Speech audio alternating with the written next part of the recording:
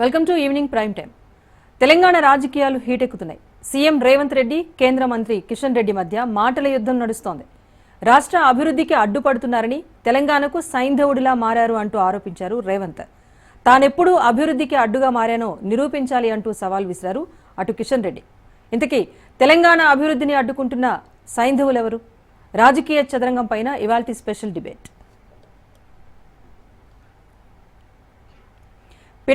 పిట్టపోరు పిల్లి తీర్చింది అనే చందంగా ఉంది తెలంగాణ రాజకీయం. ఇద్దరు రెడ్డి నాయకుల మధ్య కొట్లాటను అడ్డం పెట్టుకుని మళ్లీ లైమ్ లైట్లోకి వచ్చేందుకు లెక్కలేస్తున్నారు గులాబీ బాస్. రేవంత్ రెడ్డి, కిషన్ రెడ్డిల మధ్య మొదలైన మాటల యుద్ధాన్ని చూసిన కార్ పార్టీ నేతలంతా ఫుల్గా ఎంజాయ్ చేస్తున్నారు. ఈ గోల్డెన్ మూమెంట్ కోసమే కదా కేసీఆర్ ఏడాది కాలంగా వెయిట్ చేశారు అంటూ కామెంట్స్ చేస్తున్నారు.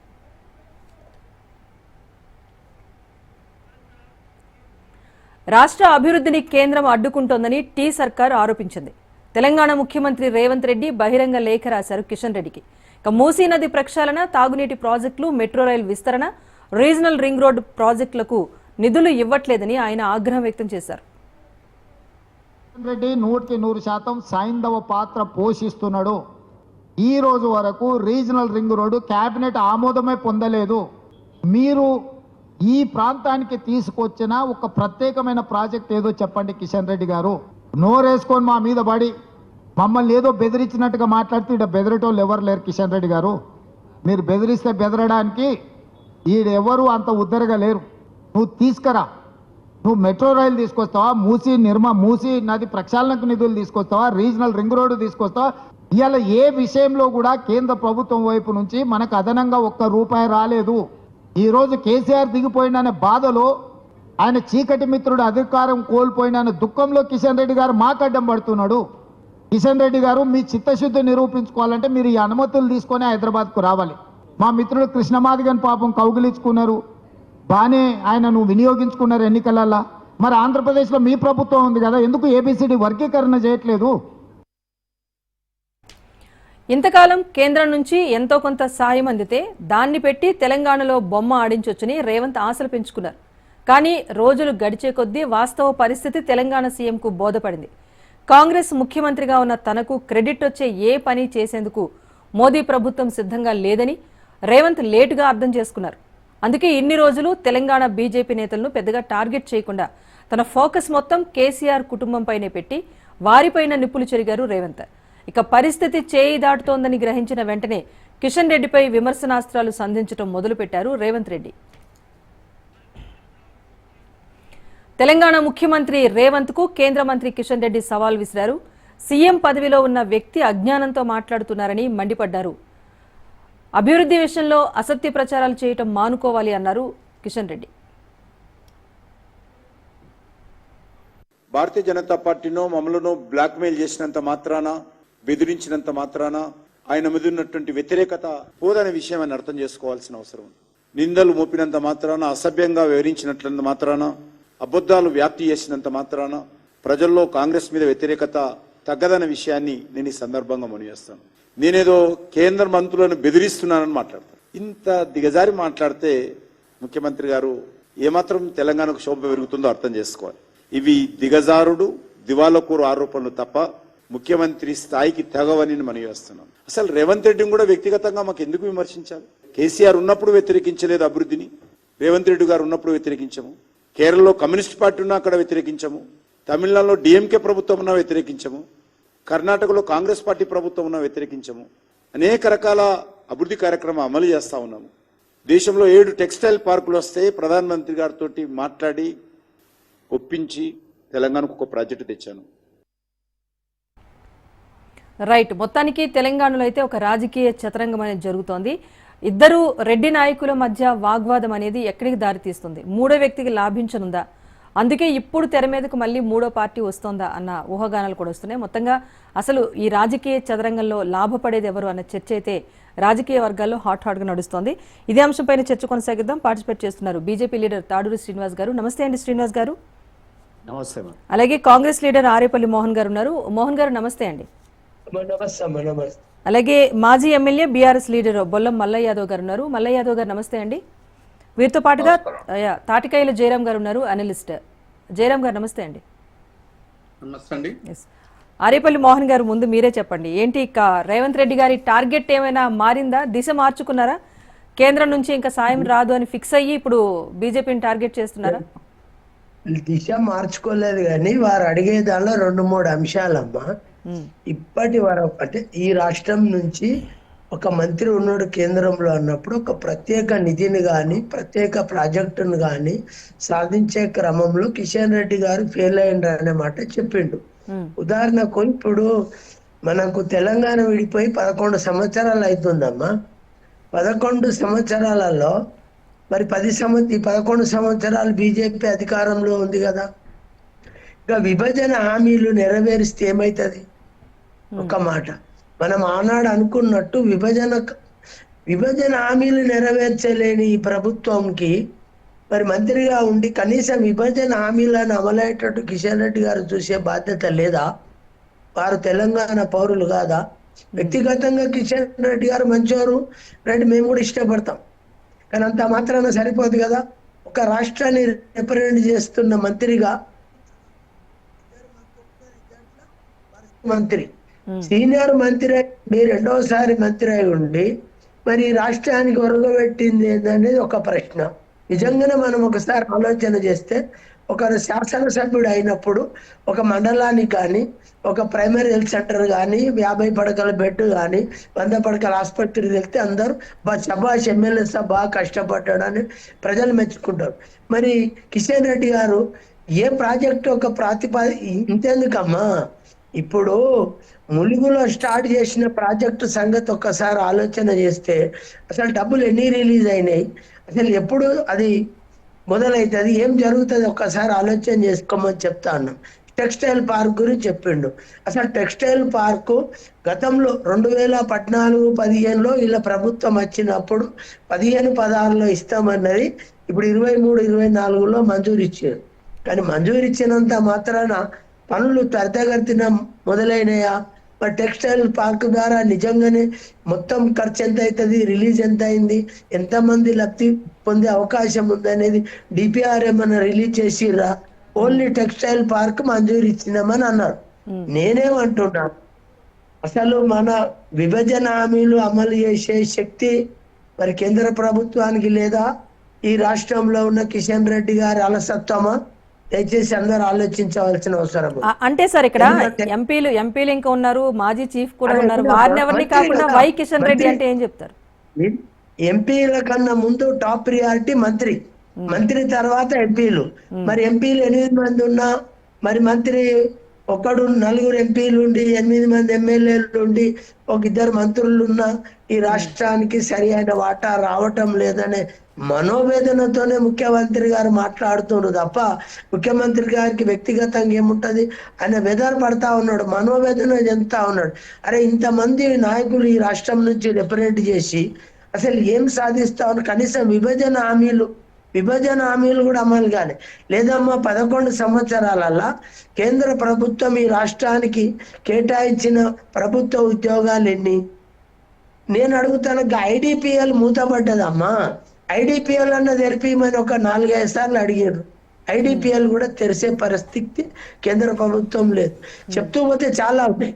మేమేమంటున్నాము, ఇప్పుడు వీళ్ళు ఏమంటారు, ఆడ ఇది మన మామ్నూరులో ఇలా ఒక సంఘటన జరిగింది, ఏమని బీజేపీ ప్రభుత్వం మంజూరు ఇచ్చిందని వాళ్ళు, ఆ కాంగ్రెస్ మంజూరు తెచ్చింది. ఏదైనా ఒక పథకం మంజూరు ఇచ్చేటప్పుడు రాష్ట్ర ప్రభుత్వ ప్రతిపాదన మేరకు కేంద్ర ప్రభుత్వం మంజూరు ఇవ్వాలి. కేంద్ర ప్రభుత్వం మంజూరు ఇచ్చే మట్టుకే ఉంటది, మిగతా పనులన్నీ రాష్ట్రమే చేస్తుంది. కాబట్టి రాష్ట్ర ప్రభుత్వానికే క్రెడిట్ ఉంటుంది. ఉదాహరణకు రాజీవ్ గాంధీ ఇంటర్నేషనల్ ఎయిర్పోర్టు శంషాబాద్ లో వచ్చింది. ఎవరి హయాంలో వచ్చింది అంటే దానికి ఒక పేరు ప్రఖ్యాతులు అయితే ఉన్నాయి కదా. కాబట్టి నేనేమంటున్నా అంటే కేంద్ర ప్రభుత్వం ఏదైనా ఒక పథకం ప్రత్యేకించి తెచ్చే ప్రయత్నం కిషన్ రెడ్డి గారు చేసిండ్రా? ఒక్క ఎస్సీలకు సంబంధించి కానీ బీసీలకు సంబంధించి కానీ అందరికి సంబంధించి ఒక పరిశ్రమ, ఏదైనా ఒక పెద్ద పరిశ్రమ, మూతపడ్డ పరిశ్రమలు తెలుసుడా? ఆజంజాయ్ మిల్ పరిస్థితి ఏమైంది? కేంద్రం చేయితని ఆజంజాయ్ మిల్ అవుట్ అయిపోయింది వరంగల్కి. చెప్పు, చాలా విషయాలు అంటే కేంద్రం చేయుతనీయవలసిన విషయాలలో చేయుతనీయక అభివృద్ధికి అడ్డుపడుతుందని ఒక ఆరోపణ, ఒక ఆందోళన, ఒక భయంతోని, ఒక బాధతోని మాట్లాడుతా ఉన్నాడు ముఖ్యమంత్రి గారు. ఎందుకంటే కేంద్రం ఇవ్వాల్సిన నిధులు ఇవ్వాలి, పోనీ అదనంగా ఏమైనా తెచ్చిర్రా? అదనంగా ₹1 చెప్పమన్నాం, ₹1, ఒక్క రూపాయి రైట్ సార్, మాట్లాడదాం. శ్రీనివాస్ గారు, కానీ కిషన్ రెడ్డి గారు కానీ, కిషన్ రెడ్డిని ఎందుకు అంటున్నామంటే రెండోసారి మంత్రి అయినరు, మీరు సీనియర్ మంత్రి, తెలంగాణకి రిప్రజెంట్ చేస్తున్నారు. అత్యధిక జనాభా రంగారెడ్డి హైదరాబాద్ కలిస్తేనే ఉన్నది కాబట్టి మరి రంగారెడ్డిలోని ఒక పరిశ్రమ తెచ్చిండా? కొన్ని హైదరాబాద్ మూసి ప్రక్షాళనకు పైసలు అడిగిండు. అదే ఈ కేంద్ర సాయం పైన ఈ రోజు కాంగ్రెసే కాదు. శ్రీనివాస్ గారు మీరు చెప్పండి, గతంలో బీఆర్ఎస్ పాలనలో ఉన్నప్పుడు కూడా, శ్రీనివాస్ గారు వింటున్నారా? బీఆర్ఎస్ పాలనలో ఉన్నప్పుడు కూడా బయ్యారం ఉక్కంశం వచ్చింది. అమ్మ ఒక్క మాట, టిఆర్ఎస్ పాలనలో కేటీఆర్ గాని కేసీఆర్ గారు ఎప్పుడు కూడా ప్రధానమంత్రిని కలవలేదు. రైట్ సార్, మాట్లాడదాం సార్, సమయం ఉంది మాట్లాడదాం. శ్రీనివాస్ గారు మీరు చెప్పండి. ఎత్తినట్టు ఈ రాష్ట్ర అభివృద్ధికి కేంద్రాన్ని అర్జించాలి. Okay right sir. ఒకటి శ్రీనివాస్ గారు, గతంలోనే బయ్యారం ఉక్కు గురించి కానివ్వండి, గిరిజన యూనివర్సిటీ అనేక అంశాలు వచ్చాయి. బీఆర్ఎస్ ప్రభుత్వం కూడా ప్రశ్నించింది. కానీ కాంగ్రెస్ గవర్నమెంట్ మొదటిసారి కిషన్ రెడ్డి గారినే టార్గెట్ చేస్తూ సైంధవుడి పాత్రతో పోల్చి మరి ఆయన ఆరోపణలు చేశారు. శ్రీనివాస్ గారు ప్లీజ్. అంటే అనుభవజ్ఞుడు, పార్లమెంటేరియన్ మోహన్ గారు ప్లీజ్. మంత్రిగా ఇప్పుడు కూడా చేస్తుండే దాని మీద అడిగాడు. కిషన్ రెడ్డి అంటే ప్రత్యేకమైన శత్రువు అమ్మ. మాట్లాడివ్వండి శ్రీనివాస్ గారిని చెప్పండి. మీరు క్వశ్చన్ చేశారు కదా, ఆయన ఆన్సర్ చేయనివ్వండి. శ్రీనివాస్ గారు అన్న అయిపోయిందా? చెప్పు శ్రీనాథ్, చెప్పే అయిపోయిందా ఇంకొందా? మీరు చెప్పండి. గతంలో ఉన్న విమర్శల కంటే ఇద్దరు ఏమన్నారో రేవంత్ రెడ్డి, కిషన్ రెడ్డి గారు చెప్పుకున్న తర్వాత 6 నిమిషాలు మీరు తింటే ఉన్నది 20 నిమిషాలు, 15 నిమిషాలు, ముగ్గురికి 2 నిమిషాలు వస్తుంది. నిమిషాలు చూసిన ఇక్కడ వాచ్ పెట్టిన. రెండోది నేనేమంటున్నట్టే, మీరు చెప్పిన దాంట్లో ఈ రోజు ఉన్నటువంటి మనకు రాజ్ న్యూస్ మాట్లాడమని వారు అడుగుతున్నటువంటి సబ్జెక్ట్ ఏంటంటే, రేవంత్ రెడ్డి గారు కిషన్ రెడ్డి గారిని సైంధవుడు అని వారిని సంబోధించడం, అది మన మ్యూట్ పాయింట్. ఈ రోజు నేనేమంటున్నానంటే, మనం ఒకసారి మీరు సైంధవుడి యొక్క పాత్రను కానీ, లేదా సైంధవుడు అంటే ఆ మీనింగ్ ఏంది, ఆ పేరుకు కానీ, ఈ రెండు మీద మనం డిబేట్ను చెప్పి అకాడమిక్ గా చర్చిస్తే సరిపోతుంది అన్న. ఇక్కడ మనం కొట్లాడుకున్నంత మాత్రాన ఇవాళ రాష్ట్ర ప్రభుత్వం, కేంద్ర ప్రభుత్వం సహకరించుకుంది ఏ పనులు కావు, మీరు ఏం చేయలేరు కూడా. రెండోది నేనేమంటున్నా అంటే, చర్చను హుందాగా ముందుకు తీసుకుపోవడానికి, సైంధవుడు అంటే ఉప్పు మేడం. ఈ రోజు కాంగ్రెస్ పార్టీ ఇక్కడ ఏ వంటకం చేసినా అది ప్రజలకు రుచించటలేదు కాబట్టి దాంట్లో కేంద్రం ఇంత ఉప్పు కలిపితేనే కానీ ఆ వంటకం మహారంజుగా ఉంది, వాళ్ళు తినగలుగుతారు, ప్రజలకు ఆ రకంగా ఉంటుంది. సో మీకు థ్యాంక్స్. ఒక మంచి ఉప్పు అనే పదాన్ని మమ్మల్ని సంబోధించినారు. పనిచేయదు అనేది మీరు చెప్తున్నారు. మహాభారతంలో పాండవుల్ని అడ్డగించిన అది కూడా చెప్తాను మేడం. ఏమున్నది ఏదైనా చెప్పొచ్చు. సైంధవుడు పాత్ర గురించి అంటే వారు మహాభారతంలో నెగటివ్ పాత్రల గురించి రేవంత్ రెడ్డి గారు చదువుతున్నారు, మేమేమో పాజిటివ్ పాత్రల గురించి చదువుతాం. సైంధవుడుని భీముడు, అర్జునుడు ఏ రకంగా వధిస్తారు అనేది మేము మాట్లాడుతుంటాం. అందుకు కిషన్ రెడ్డి గారు 2 పేర్లు తీసుకున్నారు. నిజంగానే ఆనాటి సైంధవుడు ఈయనలో ఆవహించినట్టుంది. చెడు సైడు వారు ఉన్నారు, దుర్యోధన సైడ్ ఉన్నారు. అందుకే వారి యొక్క చెడు ఆలోచనలు వారి కళలో వచ్చినాయి. ఆ కళలో ఇద్దరు కూడా ఒక కిషన్ రెడ్డి భీముడు లాగానో, మరి బండి సంజయ్ అదే రకంగా అర్జునుడు లాగానో, లేకపోతే వీరికి ఇద్దరికి శ్రీకృష్ణుడు లాంటి మోడీ గారు అనుకోవచ్చు మనం, లేదా ధర్మరాజు అనుకోవచ్చు. సో ఈ రకంగా పాత్రలు వారే పప్పులో కాలేసినారు అని చెప్తాను. ఇక సరే టైం ఉంటే దాన్ని వర్ణన చేస్తాను, మళ్ళీసారి డిబేట్ పెట్టండి. ఎందుకంటే ఎవరికి ఇది సరే శ్రీనివాస్ గారు, ఇది సరే ఈ కామెంట్ సరే. ఇప్పుడు రేవంత్ రెడ్డి గారు క్వశ్చన్ చేస్తున్నట్టుగా కేంద్రం నుంచి నిజంగా పూర్తి తరహాలో సాయం అనేది అందట్లేదు అనేది గడిచిన బీఆర్ఎస్ ప్రభుత్వం నుంచి విమర్శలు ఉన్నాయి. సో ఇప్పుడు మీరు బడ్జెట్ లో పరోక్షంగా లబ్ధి చేకూర్చామని చెప్తున్నారు, కానీ ప్రత్యక్షంగా అయితే తెలంగాణకు అన్యాయం జరిగింది అనేది రాజకీయంగా కూడా చాలా మంది ఆరోపిస్తున్న విషయాలే.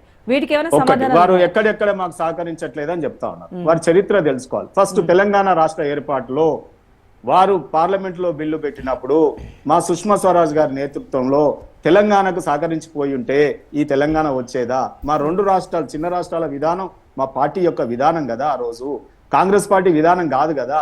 ఎంతో మందిని మన తెలంగాణ ఉద్యమకారులైన ఆనాడు కాజు బ్రహ్మానంద రెడ్డి గారు Let me విద్యార్థులను go to చంపినారు, proceed like హత్య this, చేసినారు first అంటే question. ఈ కాంగ్రెస్ పార్టీ నాయకుడే కదా. ఆ తర్వాత చెన్నారెడ్డి గారి టైంలో ఉద్యమం లేచినప్పుడు మరి అసూలు బాసిన వారు అంటే ఈ కాంగ్రెస్ పార్టీ కదా. ఈ రోజు మొన్నటి జరిగిన ఉద్యమంలో కూడా, మళ్ళీ మధ్య మళ్ళీ ఉద్యమంలో మళ్ళీ కూడా సమయం ఈ కాంగ్రెస్ పార్టీ తెలంగాణకు ప్రభుత్వంలో ఉంది కదా. చేసిందేంటి సో అనేది నిజంగా ఆయన నేను అడుగుతున్నారు. ఏమంటున్నానంటే మేడం మీరు అడిగినారు చెప్తా ఉన్నా, ఎక్కడ సహకరించినాం అంటే రాష్ట్ర ఏర్పాటులోనే సహకరించినాం ఒకటి. ఇక రెండోది, ఈ రోజు రాష్ట్ర ప్రభుత్వంగా వారికి కొన్ని ప్రియారిటీస్ ఉంటాయి. అంటే వారి కొన్ని మాటలు ఓట్లు చేర్చుకోవడానికి, ముఖ్యమంత్రి కావడానికి ఎన్నో అబద్ధాలు ఒల్లించి ఉంటారు. అవి 6 గ్యారంటీలు కావచ్చు, 420 హామీలు కావచ్చు, వారు చెప్పినవన్నీ ఆశ పెట్టినవన్నీ ప్రజలకు ఈ రోజు చెయ్యలేక చెత్తగీల పడుతున్నప్పుడు ఏంటంటే ఆ చెయ్యలేని పనులని ఇంకొకరికి ఆపాదించడం, ఇది ఒక పెద్ద రాజకీయ ఆయన నైపుణ్యం అనుకుంటున్నాడు. కానీ ప్రజలు నైపుణ్యవంతులు, ఇక్కడ వారు తెలుసుకుంటారు. రెండోది, మేము సహకరించాల్సింది ఎక్కడ, కేంద్ర ప్రభుత్వానికి కొన్ని ప్రియారిటీస్ ఉంటాయి. ఇప్పుడు రైల్వేలు ఉన్నది మా సబ్జెక్టు, మేము ఘనంగా చేస్తా ఉన్నాం. రాష్ట్ర ప్రభుత్వం అందుకోలేనంత వేగంగా పోతా ఉన్నాం. మీకు ఉదాహరణకు చెప్తాను, చెల్లపల్లి రైల్వే స్టేషన్ 430 కోట్లతో అంతర్జాతీయ విమానాశ్రయ కేంద్రంగా మేము ఏర్పాటు చేసినాం. దానికి అప్రోచ్ రోడ్ మేడం మీరు వస్తే చూపిస్తాను, ఓన్లీ 85 కోట్లు అవుతుంది. ఈ రోజు వరకు రిలీజ్ చేయలే. మేమే మొత్తం విమానాశ్రయం లాగా ఎయిర్పోర్ట్ కడితిమి అక్కడ రైల్వే స్టేషన్ ని చెల్లపల్లిలో. మరి అప్రోచ్ రోడ్ లేకపోయా, ప్రజలు ఎట్లా పోవాలి లోపలికి? గా మాత్రం సోయి లేదు రాష్ట్ర ప్రభుత్వానికి. మరి ఎవరు ఎక్కడ సహకరించట్లేదు. ఇలా కిషన్ రెడ్డి గారు ఆధ్వర్యంలో అనేక రైల్వే స్టేషన్లు ఇలా మేము 2500 కోట్లతో ఇలా సికింద్రాబాద్ కావచ్చు, కాచిగూడ కావచ్చు, నాంపల్లి కావచ్చు, మీరు పోయి ఆడ ట్రాఫిక్ క్లియరెన్స్ కి అప్రోచ్ రోడ్లు బాగు చేయండి ఫస్ట్, మాకన్నా ముందుగా పోటీ పడండి. గది పోటీ అంటారు. రెండోది, మీరు అదే రకంగా మొన్న జరిగినటువంటి ఏదైతే సడక్ యోజనలో తెలంగాణ మీదకి వెళ్ళిపోతున్న హైవే లైన్లన్నీ ఎవరు కడుతున్నారు మేడం? That is priority. ఇవాళ నేషనల్ గవర్నమెంట్ బాధ్యత. వీళ్ళు ల్యాండ్ అక్విజిషన్ చేసి ఇవ్వాలి. మామనూరు గురించి చెప్పుకుంటున్నారు. ఏం చేయాలి మీరు? ఓన్లీ ల్యాండ్ అక్విజిషన్ చేసి ఇవ్వాలి.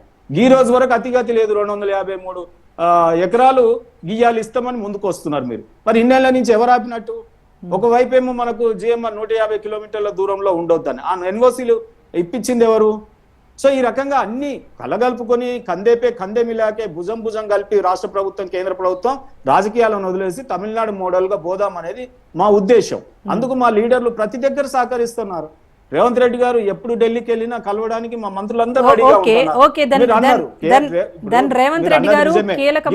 రాసి రాజకీయ డ్రామా చేసే బదులు కిషన్ రెడ్డి గారికి ఈడో కార్యాలయం ఉంటది, కేంద్ర మంత్రి నాముషే ఢిల్లీ పోయి కలవాలి. నా విమానం ఖర్చులు కూడా తప్పుతాయి. కేబినెట్ మంత్రులు ఇద్దరు ఈయనే ఉన్నారు, మీరు చేయగలుగుతారు అని ఆయన నమ్ముతున్నాడు కదా. మరి చేయగలిగిన మంత్రులు ఈయనే ఉన్నప్పుడు మీరు సెక్రటరియట్ లో మీటింగ్ పెట్టి ఆ ఇద్దరు మంత్రులు మీ రాష్ట్ర కేబినెట్ కూర్చొని ఒకసారి అన్ని పనులు డిస్కస్ చేసుకొని ఢిల్లీకి పోండి. హైదరాబాద్ నేనేమంటున్నా, మెట్రో లైన్ గురించి లేకపోతే ఎవరు ఆపిరు? ఈ 10 ఏళ్ళు గవర్నమెంట్ ఎవరు ఉన్నది? ఇంకో గవర్నమెంట్ ఆయన ఒకవైపు టిఆర్ఎస్ ఆపింది అంటాడు. మరి మీరు బీఆర్ఎస్ ఆపినప్పుడు మా పాత్ర ఏముంటుంది చెప్పండి? 10 ఏళ్ళు అది రెండు ద్వంద్వ విధానాలు మాట్లాడడం. మూడోది, వారు మాట్లాడేటటువంటి ఈ రోజు అనేక కార్యక్రమాలలో దేంట్లో లేదు మేడం, కృషి సంచాయక యోజన లేదా, రాజ్మాలలో లేదా, లేకపోతే కాళేశ్వరం ప్రాజెక్ట్ ఆ రోజు అనుమతులు ఇవ్వలేదా, లేకపోతే అనేక రకమైన కార్యక్రమాలకి మేము డబ్బులు ఇవ్వట్లేదా? ఈ రోజు కూడా మేము అప్పులు, వీళ్ళు కట్టుకునే ప్రాజెక్టులన్నీ కూడా మేము అప్పులు ఇవ్వకపోతేనే జరుగుతుందా? మోసీ నదికి మేము అడ్డమన్నామా? దానికి కూడా మేము చేస్తామన్నాం కదా. ఇవాళ కిషన్ రెడ్డి గారు చాలా క్లియర్ గా అన్నారు, మీరు గడప చేయరే మొదటి తట్ట నేను ఎత్తా అన్నాడు. ఇంకేం కావాలి అంతకన్నా స్పిరిట్ గా? దుర్యోధన పాల బీఆర్ఎస్. ఒక నిమిషం మేడం, తెలంగాణలో దుర్యోధన పాల చూసినాం మొన్నటి వరకు. ఇదేంది ఈయన మళ్ళీ ఆయన సోపతి బట్టి కర్ణుడు అనుకున్నాం, మంచోడు అనుకున్నాం, ఈయన దుర్యోధన సోపతి బట్టి ఆయన లాగానే ఈ రోజు మళ్ళా ఏమంటారు ఇద్దరు కలిసి తెలంగాణ మీద మీరు కాదు మీరు సోపతి అన్నారు. మరి కిషన్ రెడ్డి గారి గారిని టార్గెట్ చేసి వ్యాఖ్యలు చేస్తుంటే బీజేపీ నేతల మధ్య సోపతి లేదా? ఎవరు రెస్పాండ్ అవ్వట్లేదు. మహాభారత పాత్రలన్నీ, నెగటివ్ పాత్రలన్నీ రేవంత్ రెడ్డి కేసీఆర్ కే తగులుతాయి శ్రీనివాస్ గారు. సో కాబట్టి అనవసరంగా ఇటువంటి మాటలు మాట్లాడకంటే పనులలో కలిసి పనిచేయమనండి. ఆ ఇద్దరు క్యాబినెట్ మంత్రులు ఇమీడియట్ గా ఇక్కడ సెక్రటరియట్ లో మాట్లాడదాం, మళ్ళీ ఇయ్యమనండి, వారు తెస్తారు, సహకరిస్తారు. రైట్. మల్లయ్య యాదవ్ గారు చెప్పండి సార్. మొత్తానికి యాంకరింగ్ పార్ట్స్ స్టార్టింగ్ లో చెప్పాను నేను, పిల్లిపోరు ఎవరు బాగుపడ్డారు ఇక్కడ క్వశ్చన్ వస్తుంది. సో బీఆర్ఎస్ అధినేత లైమ్ లైట్ లోకి రావడానికి ఇది ఒక సందర్భమా? మీరైతే జోష్ లో ఉన్నట్టున్నారు ఇద్దరు రెడ్డి నేతల మధ్య వారితో. ఇప్పుడు ఇలా కులాలతో సంబంధం లేదండి. కాకపోతే ఇద్దరు పోటీ ఏం పడుతున్నారంటే డైవర్షన్ పాలిటిక్స్ కోసం ఒకళ్ళ మీద ఒకళ్ళు డైలాగుల ప్రయోగాలతోని ప్రజల్ని మభ్యపెట్టాలనే ఒక ఆలోచన జరుగుతూ ఉంది వాళ్ళ మధ్యలో తప్ప మాకు వాళ్ళ మధ్యలో ఏదో కొట్లాటలు పెట్టి మేము పబ్బం గడుపుకునే అవసరం కానీ ప్రయోజనం పొందే అవసరం కానీ మాకేం లేదు. డెఫినెట్ గా ఈ రోజు రేవంత్ రెడ్డి గారు ఏదైతే కేంద్రం మీద ఆరోపణ చేస్తున్నారో ఆరోపణకు అనుగుణంగా వారు చేసిన ప్రయత్నం ఏంటి? దాదాపుగా సంవత్సరం వస్తుంది, 15 నెలలు నడుస్తాం. ప్రజలపై చెప్తే కేంద్రం నుంచి సాధించాల్సిన విషయాలలో ఈ ప్రాజెక్టులు కానీ ఇతరాతర విషయాలలో కానీ కేంద్రంతో వారు చేసిన పోరాటం ఏంటి?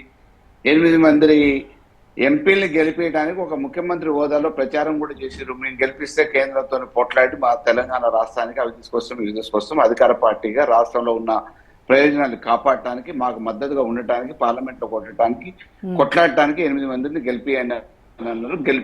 గెలిపించిన ఆ ఎంపీలతో ఏం పోరాటం చేపిస్తున్నారు? ఏం సాధించడానికి ప్రయత్నాలు చేస్తున్నారు? ఒక ఉత్తరం పోతే సరిపోతుందా? ఇవాళ ప్రధానమంత్రి అపాయింట్మెంట్ ఎందుకు అడుగుతున్నారు? ఢిల్లీకి వాళ్ళ అధిష్టానాన్ని కలవడానికి పోవాలి కాబట్టి ప్రతిసారి పోతున్నారు అని చెప్పేసి ప్రతిపక్షాలు ప్రజలు ఎక్కడ అనుకుంటున్నారు అనే ఉద్దేశంతో ఇవాళ ప్రధానమంత్రి అపాయింట్మెంట్ కోసం ఒక లెటర్ పెట్టుకుంటున్నారు. ప్రధానమంత్రి అపాయింట్మెంట్ అడుగుతున్నారు.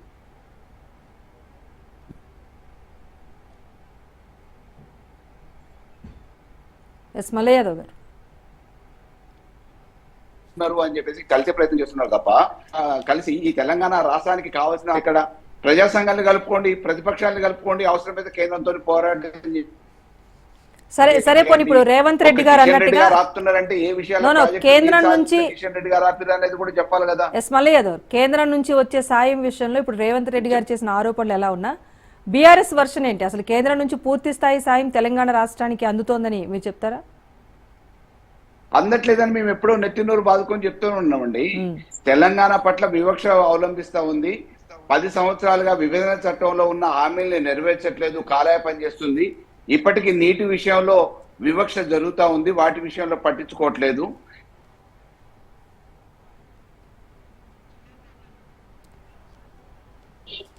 తెలంగాణకి మాలు కుదించేసారు. తెలంగాణ పక్షము తెలంగాణ పట్ల సిగ్నల్ ప్రాబ్లం ఏదో ఉన్నట్టుగా ఉంది. ఎస్ డాక్టర్ తాటికేయులు జయరాం గారు ఇప్పటి వరకు దాదాపుగా ప్రత్యేక రాష్ట్రంగా ఉన్నాం.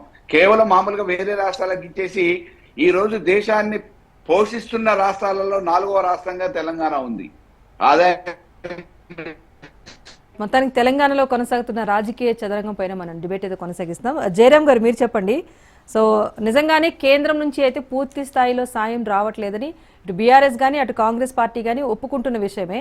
సో గతంలో చేసిన అభివృద్ధి పనుల్లో మేము భాగమయ్యామని చెప్పేసి బీజేపీ చెప్తోంది.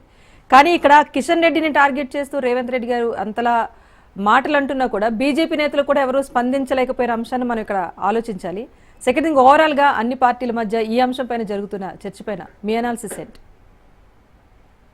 మీకు ప్యానెల్లో ఉన్న మిత్రులకు నమస్కారాలండి. ఇక్కడ మనము అసలు విషయాలను మర్చిపోతున్నాం. అసలు రేవంత్ రెడ్డి ఏం అడుగుతున్నాడు, బీజేపీ ఏమి ఇవ్వట్లేదు, ఆ విషయం మర్చిపోయి మిగతా అన్ని విషయాలు మాట్లాడుతున్నాం. అంటే ఇక్కడ జరుగుతున్న విషయాలు ఏంటంటే ప్రాక్టికల్ గా ప్రజలకు అంశాలు మాట్లాడాలి అనుకున్నప్పుడు ఒక ప్రధాన మంత్రి దగ్గరికి పోయి ముఖ్యమంత్రి అతను అప్పీల్ చేయాల్సిన బాధ్యత ఉంది. తను అది ఎప్పుడు ఉంటుంది, దాన్ని ఎవరు తిరస్కరించరు, తన డ్యూటీ తను చేయాల్సిందే. సో దానికి బండి సంజయ్ రికమెండేషన్, కిషన్ రెడ్డి గారి రికమెండేషన్, ఇంకొకరి రికమెండేషన్ అవసరం లేదు. ఇది మీకు రాజ్యాంగ పరంగా మీకు వచ్చిన హక్కు, బాధ్యత. సేమ్ టైం వచ్చేసి ఇక్కడ చీఫ్ ఆఫ్ ద స్టేట్. ఈ విషయాన్ని మీరు దృష్టిలో పెట్టుకొని మాట్లాడుకోవాలి. కానీ ఇక్కడ జరుగుతున్న దురదృష్టం ఏంటంటే ఒక ముఖ్యమంత్రి అప్పీల్ చేసి సో దాని తగిన ఫండ్ తీసుకురావాల్సిన ముఖ్యమంత్రి ఇక్కడ రాజకీయ స్టేట్మెంట్లు ఇవ్వడం అనేది ఇబ్బందికరం. ఇది రాజకీయ స్టేట్మెంట్లు ఎవరు ఇవ్వాలి? మహేష్ గౌడ్ ఇవ్వాలి. మహేష్ గౌడ్ ఎందుకంటే రాజకీయ పార్టీలో ఉన్నారు కాబట్టి, ఆయన రాజకీయ పార్టీకి పరిమితంగా ఉన్నారు కాబట్టి ఆయన రాజకీయ పరమైన స్టేట్మెంట్లు ఇస్తే ప్రజలు కూడా దాన్ని ఆస్వాదిస్తారు, ఆనందిస్తారు. అది ఇట్లా ఉండదు అన్నారు. రేవంత్ రెడ్డి అనే వ్యక్తి సీఎం కాబట్టి నువ్వు మాట్లాడాల్సింది ఏంటంటే ఇక్కడ ఏం తీసుకోవాలి, ఏమి ఇవ్వాలి. ఏం తీసుకోవాలంటే రాష్ట్రానికి కావాల్సినవి 5 ముందు పెట్టేసావు. ఒకటి వచ్చేసాం, 5 కూడా చిన్న చిన్న ప్రాజెక్ట్ ఏం కాదు. It's a good noble projects, మనం అందరం ఒప్పుకోవాల్సినవే. అది తప్పని కూడా ఎవరు అనడానికి లేదు. ఒకటి వచ్చేసేమో మెట్రో రైలు సెకండ్ ఫేజ్ ను పునరుద్ధరించడం కోసము, హైదరాబాదు నలుదిశల లోపల వ్యాప్తి చెందడం కోసము, ప్రయాణ సౌకర్యం కోసం దీన్ని పునరుద్ధరించాలనుకున్నాడు. దాన్ని మనం డెఫినెట్ గా ఆహ్వానిస్తారు ప్రజలు. దానికోసం అడుగుతున్నాం. దాని ఖర్చు దగ్గరగా నాకు తెలిసి 24,269 కోట్ల అంచనా వేయండి. నెక్స్ట్ వచ్చేసి RRR. ఏ RRR అయితే అనుకుంటామో RRR కోసం 34,367 కోట్లు. నెక్స్ట్ ఇట్లా 5 ప్రాజెక్టులను నువ్వు తీసుకొని ముఖ్యమంత్రిగా ప్రధానమంత్రికి వెళ్ళావు. అంతవరకు బాగానే ఉంది. కానీ కిషన్ రెడ్డి రికమెండేషన్ చేస్తే పైసలు వస్తా అనుకోవడం అనేది, అంటే ఒక ముఖ్యమంత్రిగా నీకున్న ప్రయారిటీని ఒక కేంద్ర మంత్రికి ముడిపెట్టడం అనేది ఇది రాజకీయం. ఇది మిగతా వాళ్ళకు అర్థమకపోవచ్చు. కానీ ఇప్పుడు తెలంగాణలో ఉన్న బిడ్డలు తెలివికల వాళ్ళతో పాటు రాజకీయాలతోని ముడిపడిన వాళ్ళే అత్యధికంగా ఉన్నారు అన్న విషయాన్ని మనం చెప్పాల్సిన పని లేదు. అందుకోసమే తెలంగాణ సాధించుకోగలిగాం. కానీ నువ్వు కూడా రాజకీయాలు మళ్ళీ మాట్లాడితే ఇక రేపు నువ్వు తిట్టడము, శాపించడం, శాపనాదాలు పెట్టడం ఇవన్నీ మాట్లాడుకుంటూ పోతే మళ్ళీ కేసీఆర్ గారి మధ్యలో మోడీ గారి మధ్యలో జరిగిన ఇష్యూనే కదా మళ్ళీ మొదలయ్యేది. అంటే ఈరోజు దేనికోసము నువ్వు టార్గెట్ చేయాల్సింది నిజంగా కనుక నువ్వు ఒకవేళ పైసలు రాలేదు, ఇవ్వలేదు, నువ్వు అడగలేదు, ఎందుకు ఇవ్వలేదు అని దాన్ని టార్గెట్ చేస్తే మోడీని టార్గెట్ చేయి. ఎందుకంటే ఈజ్ అ ప్రధానమంత్రి, దేశానికి అధినేత. ఆయన నువ్వు ఒక సీఎంగా నీకు ఆ బాధ్యత ఉంది. మోడీని ఎందుకు టార్గెట్ చేయటం లేదు అనే దాన్ని వచ్చినప్పుడు ఇక్కడ ఒక కన్ఫ్యూజన్ లోపల అసలు విషయాన్ని జనాలు మర్చిపోతారేమో అనుకోవడం తప్పు. ఎందుకు అంటే ఇక్కడ నేను చాలా సందర్భాల్లో చెప్పాను, ఇప్పుడు కూడా చెప్తాను. ఎవరిది వాళ్ళని కాపాడుకోవడం కోసము ఇక్కడ సైడ్ ట్రాక్ చేసి ఓన్లీ కిషన్ రెడ్డి గారి మీద మీరు పడటం వల్ల ఏ ప్రయోజనాన్ని ఆశించారు? ఈ న్యూస్ను ఇక్కడ వరకు, ఈ న్యూస్ ఎక్కడి వరకు వస్తుందంటే ఇది నేషనలైజ్ న్యూస్ కాదు, ఇది ఓన్లీ స్టేట్ న్యూసే అవుతుంది. కానీ నీ ప్రయోజనాలు స్టేట్లో కాదు కదా, నేషనల్గా కదా ప్రయోజనాలు కావాల్సింది. అంటే ఎవరిని టార్గెట్ చేయాలి? మోడీని టార్గెట్ చేయాలి. మోడీని టార్గెట్ చేయడం నువ్వెందుకు భయపడుతున్నావు అంటే ఈ భయాలకు అనేక కారణాలు ఉన్నాయి. అన్నదమ్ములు అయి ఉండొచ్చు, కుటుంబ సభ్యులు అయి ఉండొచ్చు, దందాలు అయి ఉండొచ్చు, లేకపోతే రెవెన్యూ లావాదేవీలు ఉండొచ్చు. ఇలాంటివే అప్పుడు కూడా ఆ ప్రభుత్వంలో జరిగిన విషయాలు కూడా ఆ ఇబ్బందులతోనే ఇబ్బంది పడింది. ఇప్పుడు కూడా సేమ్ ఇబ్బంది ఉండదు. అంటే ఇప్పుడు కేంద్రాన్ని టార్గెట్ చేస్తున్నట్టు లేదు, పక్కింట్లో ఉన్న కిషన్ అన్న టార్గెట్ చేసినట్టు ఉంది. అదే కదా చేసింది.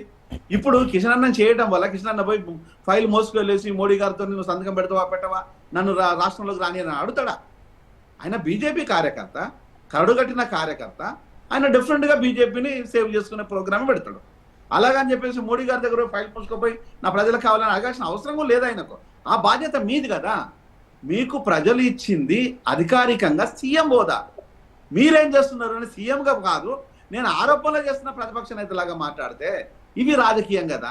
అంటే రాజకీయం చేయాల్సిన వ్యక్తులు రాజకీయాలు చేయకుండా ప్రభుత్వంలో ఉన్న వ్యక్తులు రాజకీయాలు చేస్తే అసహ్యంగా ఉంటుంది. ఇది తెలుసుకోవాల్సింది. మమోహన్ అన్న ఉన్నాడు, ఆయన మాజీ ఎమ్మెల్యే. ఒక ఎమ్మెల్యేగా ఉన్న వ్యక్తి ఈరోజు మీకోసం వచ్చి భుజానేసుకొని మాట్లాడాల్సిన ఏమొచ్చింది? బొల్ల మల్లన్న ఉన్నాడు, ఒక ఎమ్మెల్యే, బీఆర్ఎస్ కిందకు వచ్చినాడు. అంటే వాళ్ళు కార్యకర్తలుగా వాళ్ళ డ్యూటీ వాళ్ళు చేస్తున్నారు. వాళ్ళ డ్యూటీ వాళ్ళు చేస్తున్నప్పుడు నీ డ్యూటీ చేయాల్సిన పని ఇది కాదు కదా. నువ్వు చేయాల్సిన పని ఏంటి అంటే కాళ్ళు పట్టుకుంటావా, గడ్డం పట్టుకుంటావా, కాలర్ పట్టుకుంటావా? చేయాల్సింది యుద్ధం చేయాల్సింది మోడీతోని. అక్కడికి పోయి చెయ్యి. ఇక్కడ ప్రజలు నీ వెనకాల ఉంటాం, మేము అడుగుతాం. ఇది కాకుండా నిన్ను కాపాడుకోవడం కోసము ఇది నేను తిడుతున్నట్టుగా యాక్ట్ చేస్తా, నువ్వు పడుతున్నట్టు చేయన డ్రామానా ఇదంతా? ఎవరిని నమ్మియాలి ఈ డ్రామాను? నీ లోపాలను కప్పిపుచ్చుకోవడం కోసమైనా? ఇప్పుడు అధికార పార్టీ లోపల 40% కమిషన్ల విషయాన్ని చాలా క్లియర్గా వెళ్ళిపోయింది గ్రౌండ్ రియాలిటీకి. ఈరోజు 40% కమిషన్ లేకపోతే ఏ పని జరగదు. ఈరోజు అదే హాస్పిటాలిటీ అనే ఒక మెడికల్ డాక్టర్ నేను. హాస్పిటాలిటీ ఈరోజు ఏం జరిగింది? హాస్పిటల్స్ అంతా అగమ్య గోచరంగా ఈరోజు అనుకోని పరిస్థితుల లోపల ఒక రోగం వచ్చిపోతే సేవ్ అవుతారో కాని పరిస్థితిలో ఉంది. మళ్ళీ ప్రైవేట్ కార్పొరేట్ హాస్పిటల్కి వెళ్ళాలి. ఈరోజు గవర్నమెంట్ హాస్పిటల్కి ఎందుకు ఇంత ఇన్వెస్ట్మెంట్ దేనికోసము? ఇవన్నీ దేవరి కోసము? ఇన్ని మెడికల్ కాలేజ్ దేనికోసం? అంటే ఓన్లీ బిజినెస్ పరంగా మెడికల్ కాలేజ్ పెడుతున్నాం తప్పితే మన సర్వీస్ పరంగా హాస్పిటల్స్ అక్కర్లేదు అనుకుంటున్నామా? విద్యా సంస్థలు నీ చేతిలోనే ఉన్నాయి. ఈరోజు విద్యాశాఖ నీ చేతిలో ఉంది. ఏ ఒక్క రోజున దానిపైన నువ్వు కార్యాచరణ చూసావా? నువ్వు అడిగావా? నేను కొన్ని వందల సార్లు చెప్పాను, కొన్ని వందల సార్లు అడుగుతున్నా నేను. ఎప్పుడైనా దాన్ని స్పందించావా? నువ్వే కాదు నీ మంత్రులు షో మీద పెయిన్ కలిసినట్లేదు. ఈరోజు నువ్వేం మాట్లాడుతున్నావు? నువ్వు పైసలు అడిగితే వాళ్ళు తీసుకొచ్చి చేతులు పెడతారా? ఎట్లా పెడతారు? ఎందుకు పెడతారు? నువ్వు పోయి కదా నీ ప్రణాళిక, నువ్వు డిపిఆర్ ఎంతవరకు తయారు చేశారు? ఈ రోజు రేవంత్ దగ్గర ఏ డిపిఆర్ ఉంది? మూసీ డిపిఆర్ పర్ఫెక్ట్గా ఉందా? 10,000 కోట్లు కావాలి మూసీ మీద. 10,000 కోట్ల డిపిఆర్ పర్ఫెక్ట్ గా ఉందా నీ దగ్గర? నేను అడుగుతున్నా చెప్పు. డిపిఆర్ లేదు కానీ పైసలు కావాలి, ఎట్లా ఇస్తారు? అంటే చిన్న పిల్లలాగా. అంటే నువ్వు ఏం మాట్లాడుతుంటావు? ఓన్లీ రాజకీయాన్ని మాత్రమే రంజుగా చేసే ప్రోగ్రామ్ ని పెట్టే ప్రోగ్రామ్ ఉంటే దాన్ని ప్రజలు హర్షించరు, క్షమించరు. అంటే ఒకటి జయరాం గారు బడ్జెట్ కేటాయింపుల దగ్గర నుంచి ఇరు తెలుగు రాష్ట్రాలతో కంపేర్ చేసినా కూడా తెలంగాణకు అన్యాయం జరిగిందని నాట్ ఓన్లీ రేవంత్ గారు, ఆల్ పార్టీస్ నుంచి వచ్చిన విమర్శ ఇది. సో ఆ సాయం ఇంకా అందదు అని ఆయన ఫిక్స్ అయ్యి ఆయన ఈరోజు క్వశ్చన్ చేస్తున్నారు తప్పిస్తే కేంద్రానికి సంబంధించి నేరుగా కేంద్రాన్ని టార్గెట్ చేసిన రాష్ట్రంలో నాయకులను అడగాల్సిన అవసరం లేదంటారా? ఇది ఇప్పటి విషయం కాదండి, గత 70 ఏళ్ల నుంచి జరుగుతున్నది. సదరన్ రాష్ట్రాలకు అన్యాయం జరుగుతుందనే విషయాన్ని నేను మాట్లాడింది, మీరు మాట్లాడింది, రేవంత్ మాట్లాడింది కాదు. మా తాతలు మాట్లాడారు ఆ మాట, నా తండ్రులు మాట్లాడారు అదే మాట. ఇప్పుడు మేము మాట్లాడుతున్నాం అదే మాట. నువ్వు కొత్తగా మాట్లాడింది ఏమున్నది? నువ్వు కొత్తగా ఏం మాట్లాడుతున్నావు? చలో పివి నరసింహారావు గారిని తీసుకొస్తుందాం. అప్పుడు పివి నరసింహారావు గారు కొట్లాడలేదా? లొల్లి పెట్టలేదా? అడగలేదా? అప్పుడు ముఖ్యమంత్రిగా ఉన్నారు కదా ఆయన కూడా, ఆ రోజు సెంట్రల్ మినిస్టర్గా ఉన్నారు కదా ఆయన కూడా, ఆయన ప్రధానమంత్రిగా ఉన్నారు కదా. ప్రధానమంత్రిగా నంద్యాలకు పోయినప్పుడు, ప్రధానమంత్రి హోదాలో నంద్యాలకు పోయినప్పుడు, నంద్యాల ఎంపీగా గెలిచి ఆయన అక్కడ కలిసినప్పుడు ఆయన ఒక జర్నలిస్టు సోదరుడు అడిగిన దానికి ఏంటంటే, మీరు నంద్యాలకు ఏం చేస్తారు ప్రధానమంత్రిగా అంటే, నేను ప్రధానమంత్రి నంద్యాలకు కాదు భారతదేశానికి అని చెప్పారు.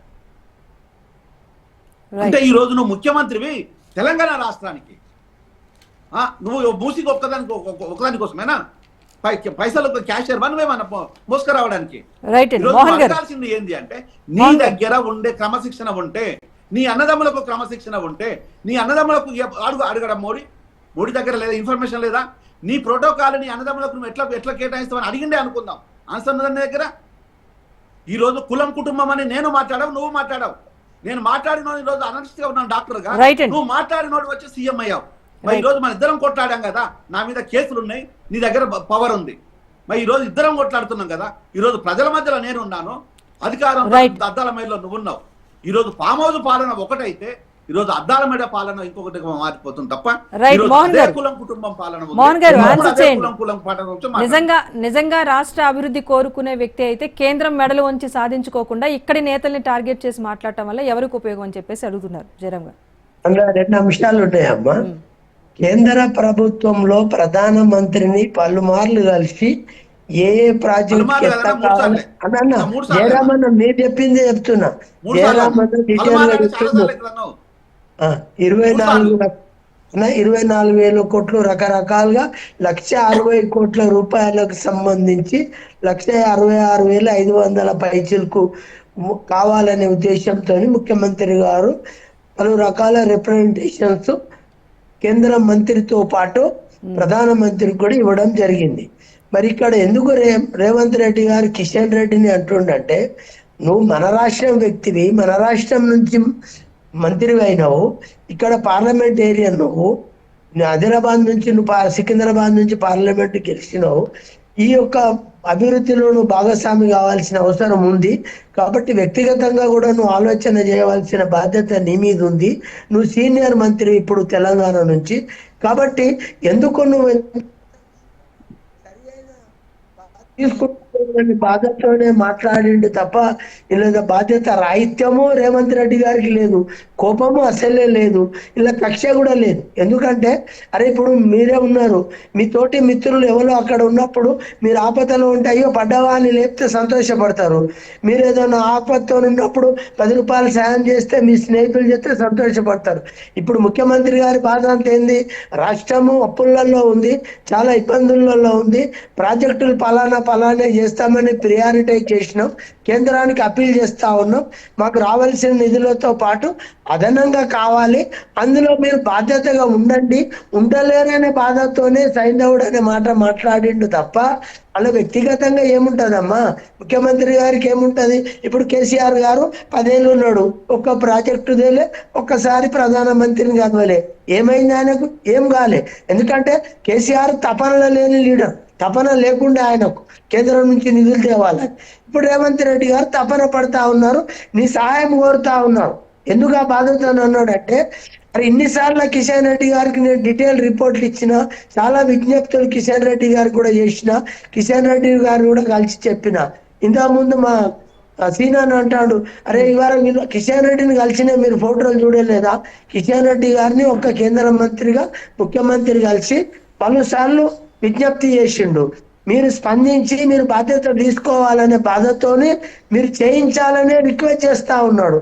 చేయించమని ఒక సాటి ముఖ్యమంత్రి సాటి కేంద్ర మంత్రిని కోరటం నేరం కాదు కదా, తప్పు కాదు కదా, అది చేతగానితనం కాదు కదా. అన్ని నేను ఒక ముఖ్యమంత్రి ఉన్నా, నా సహకారం నా శక్తి సరిపోతలేదు, నువ్వు కేంద్రంలో మంత్రి ఉన్నావు, మీరు ఎమ్మటి ఉండండి, మీరు తీసుకురండి, సాధించి రాష్ట్రానికి పెట్టమని అడుగుతాను. ఇంటికి అడగటం లేదు కదా, రేవంత్ ఇంట్లోకి వచ్చేది ఏం లేదు కదా. మూసీ ప్రక్షాళన జరగాలి, మెట్రో రావాలి, RRR జరగాలి, ఇవన్నీ ప్రజలకు సంబంధించినవి. కాబట్టి రేవంత్ రెడ్డి గారి ముఖ్య ఉద్దేశం ఏమై ఉంటదంటే, అరే ఇంత నేను శ్రమ చేస్తున్నా, ఇన్నిసార్లు ప్రధానమంత్రిని కలిసిన, ఇతర మంత్రులను కలిసిన, కిషన్ రెడ్డి గారిని మంత్రి కెపాసిటీలో కూడా కలిశాను, కానీ మీరు ఎందుకు ఇంత అశ్రద్ధ చేస్తా ఉన్నారు, ఎందుకు బాధ్యతగా ఉండలేరు అనే బాధతోనే ఆ మాట మాట్లాడుంటాడు తప్ప వేరే ఉద్దేశం లేదు. కాబట్టి నేను కూడా కిషన్ రెడ్డి గారిని రిక్వెస్ట్ చేస్తున్నాను, రాజకీయాలు పోకుండా ఇప్పుడు అధికారంలో ఉన్నారు, ఇంకా 4 ఏళ్ళు మీరు మంత్రిగా ఉంటారు, ముఖ్యమంత్రి రేవంత్ రెడ్డి ఉంటారు.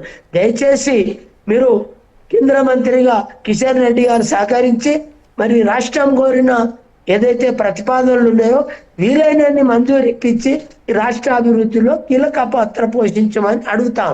ఎందుకంటే ఉదాహరణకు మీరు అన్నారు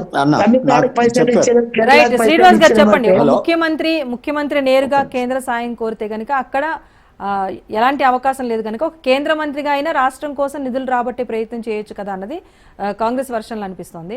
సో ఇది అడిగే విధానంలో కాస్త ఘాటుగా ఉంది అన్నది వాళ్ళు చెప్తున్న వర్షన్. మీరేం చెప్తారు? ఫస్ట్ మీరు లేఖ సారాంశం మీద మాట్లాడతాం. 166,000 కోట్లు ఇప్పుడు మన మోహన్ అన్న చెప్పినారు, రేవంత్ రెడ్డి గారు చెప్పినారు. 166,000 కోట్లు ఒక రాష్ట్రానికి ఇంటూ మన యొక్క స్టేట్ క్యాపిటల్, సెంట్రల్ అన్ని కూడా కలిపి కేంద్ర పాలిత ప్రాంతాలు అన్ని కలిపితే యావరేజ్ ఒక 30-35 వేసుకుందాం.